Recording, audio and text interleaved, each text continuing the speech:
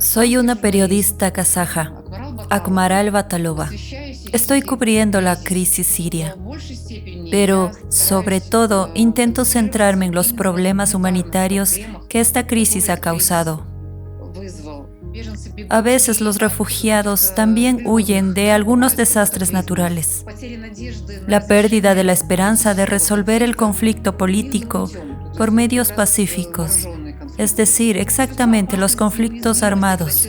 Hay una sensación de peligro y vulnerabilidad cuando una persona no se siente tranquila y no tiene esperanza en el futuro. Las oportunidades de ganarse la vida son limitadas. Hay un alto nivel de desempleo por algunas razones políticas.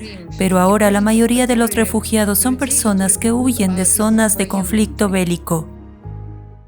Cuando los países europeos decidieron participar en la coalición de la OTAN y, digamos, bombardear Siria o antes de eso bombardear Irak o antes de eso bombardear Libia, las personas que tomaron esas decisiones calcularon las consecuencias de las mismas o no. ¿O esperaban simplemente bombardear a toda la población de esos países y que nadie huyera a ninguna parte?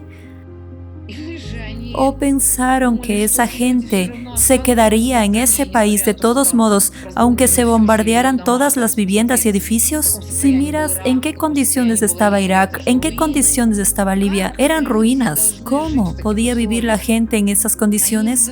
¿No se hicieron la pregunta qué van a hacer y hacia dónde van a correr? No tengo la respuesta a esa pregunta, si lo han pensado o no. Pero si obtenemos la respuesta a esa pregunta, entonces entenderemos si esta crisis de refugiados fue accidental, espontánea, resultado de las acciones mal concebidas de los políticos, o si fue en realidad planificada.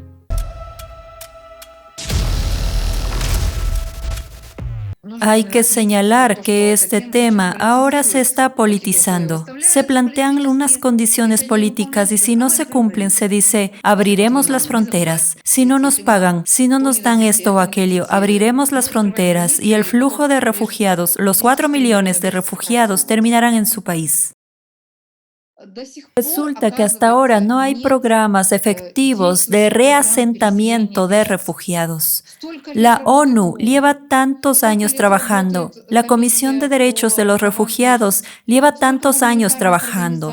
Hay muchas organizaciones humanitarias en todo el mundo, pero no hay programas eficaces.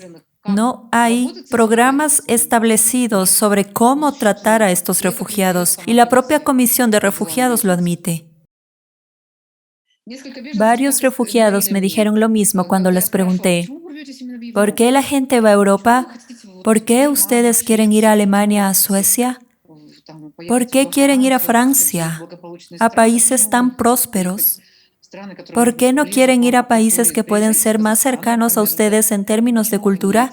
Ven a Kazajistán, por ejemplo, ¿por qué no vienen? Y dijeron, pero si Kazajistán no nos bombardea. ¿Ya ves? ¿Por qué hacerlo? ¿Qué tenemos que hacer? Vendremos, pero no conocemos el idioma, hay que integrarnos, hay que ocuparse de nosotros. Necesitamos que nos alimenten, que nos den agua y que nos enseñen el idioma. ¿Qué nos ha hecho mal Kazajistán? La coalición de la OTAN está bombardeando nuestro país, nuestros países, pues que paguen por nosotros y que paguen nuestros subsidios que enviaremos a nuestros familiares que se quedaron allí. Tal vez al menos esto haga que los políticos piensen qué hacer antes de bombardear un país o de hacer algún tipo de guerra híbrida y provocar revoluciones y protestas y otras cosas. Piensa, en primer lugar, ¿hacia dónde correrá esta multitud de gente? La crisis de los refugiados también se utilizó para desarrollar la islamofobia.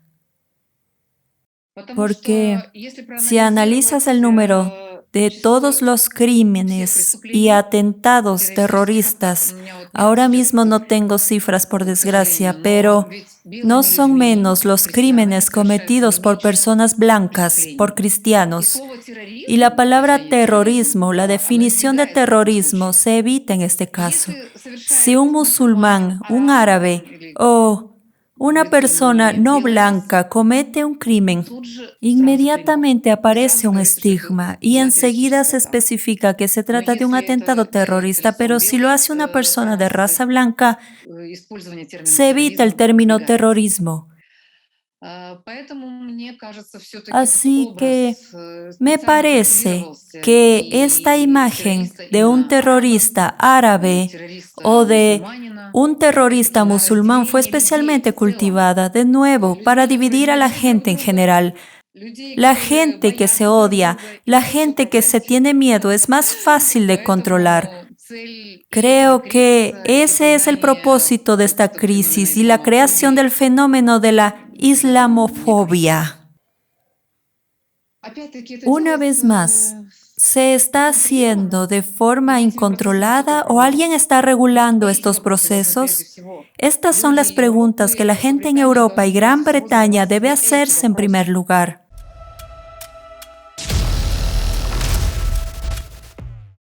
Y aquí hay otro problema con las personas que son secuestradas.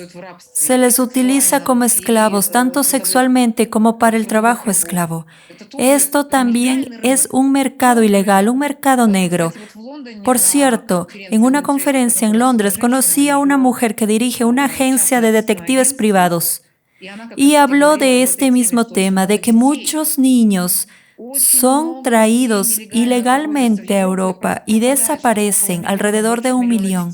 Más de 1 millón de niños refugiados desaparecen en Europa. ¿Dónde están esos niños? ¿Quién se ocupa de ellos? Nadie lo sabe.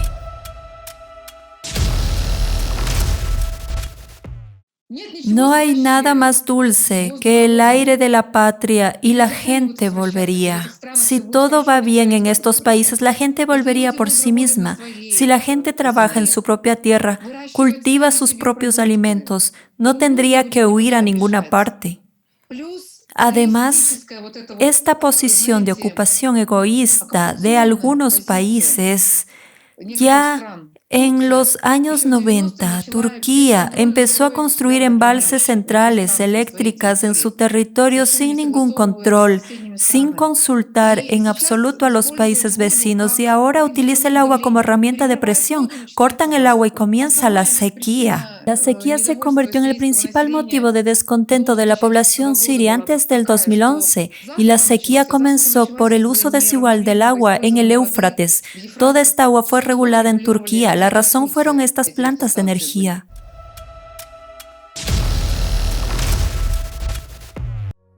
En primer lugar, las élites mundiales, las élites políticas tienen que darse cuenta. No sé cómo debe llegarles esta toma de conciencia. De hecho, vemos que probablemente no todos se preocupan por la gente común. Pero si no se dan cuenta de que todos estamos interconectados, ni el dinero, ni los jets privados, ni los yates privados les llevarán a lugares seguros si toda la tierra empieza a explotar, a inundarse, a secarse. Afectará a todo el mundo. Es necesario que haya un liderazgo absoluto al frente de todo este planeta. En primer lugar, las élites del mundo deben ser conscientes y entonces de alguna manera todo será sencillo. O la masa del liderazgo consciente tiene que venir desde abajo, como un enfoque consciente de nuestras vidas. Bueno, en mi opinión, es necesario cambiar todo el sistema mundial. Solo tenemos que hacerlo en nuestro propio lugar. Solo hay que hacer su trabajo y ayudar a los demás a difundir la información, porque es necesario informar a la gente de lo que está pasando. Por lo tanto, con la ayuda de la sociedad creativa, me gustaría que encontráramos juntos la solución a los problemas y no solo en Siria. porque mañana en lugar de Siria puede haber cualquier otro país cuya población pueda ser utilizada para crear este tipo de crisis. Quiero que la gente de toda la tierra se una. Así evitaremos un escenario similar en nuestros países.